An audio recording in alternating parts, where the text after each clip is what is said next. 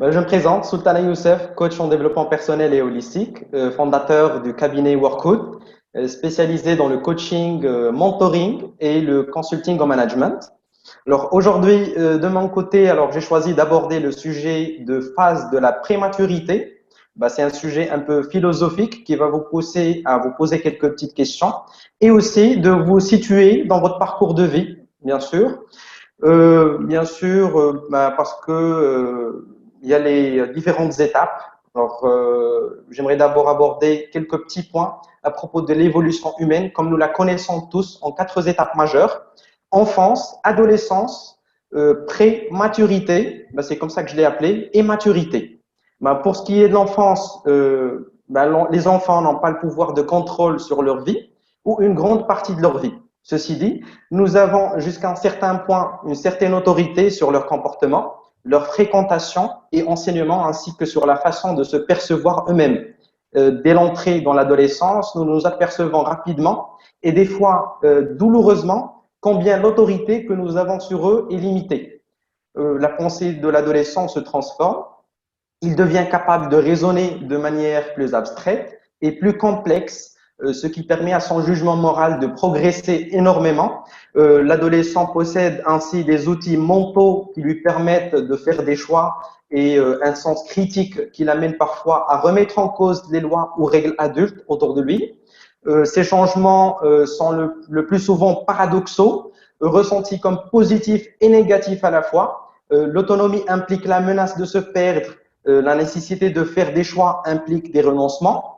Ce qui est la maturité ou plutôt la prématurité, cette théorie de l'âge adulte émergent ou la prématurité, en anglais c'est emerging adulthood, qui se situe entre 18 à 25 ans environ. C'est l'exploration identitaire, l'instabilité, l'entre-deux, les possibilités et l'égocentrisme.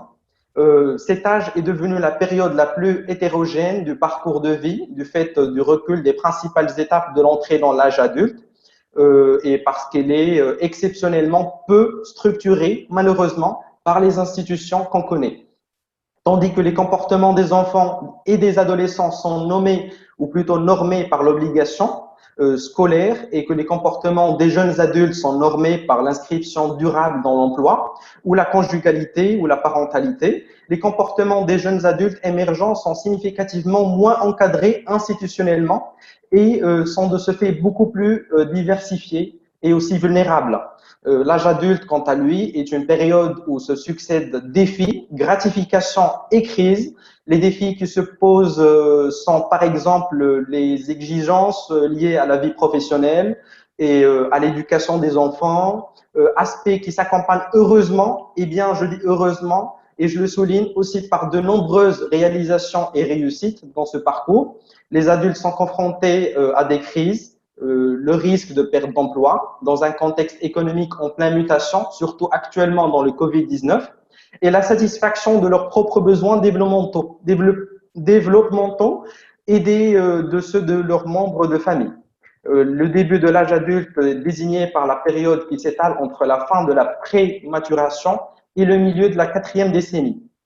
Tout ça pour pouvoir enfin se poser une question très importante à notre développement, maintenant qu'on a eu ces informations qui vont nous permettre de nous situer dans notre parcours de vie, qui est bien sûr, qu'est-ce qui dépend de moi? Qu'est-ce que moi je peux faire?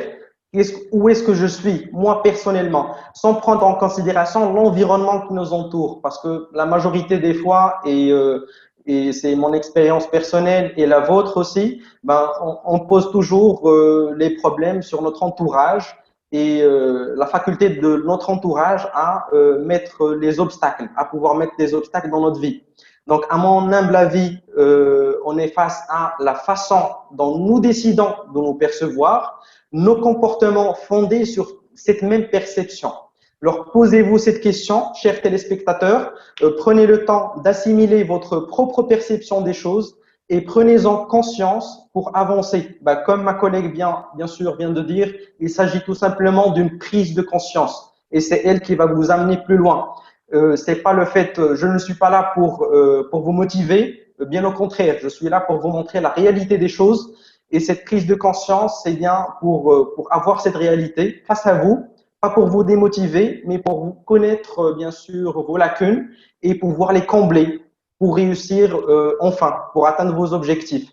Bah, pour ma part, je vous donnerai rendez-vous vendredi prochain pour une autre question autour de l'estime de soi, cette fois-ci, pour pouvoir avancer, bien sûr, dans ce sujet. Bah, sinon, merci à vous.